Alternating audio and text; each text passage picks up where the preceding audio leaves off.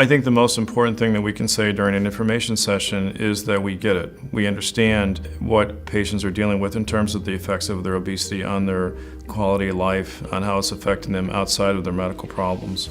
And we are here to help them with that piece of it. People that work in our clinic only work there to deal with weight loss patients. They're not there for any other reason. So whether that's the person's greeting you when you walk in the front door, to the person making your appointment for surgery, to the clinicians that you're seeing along the way, all of us are in this field because we have an inherent interest in it and an inherent sympathy and understanding in terms of what our patients are dealing with, and we're here to try to make it better.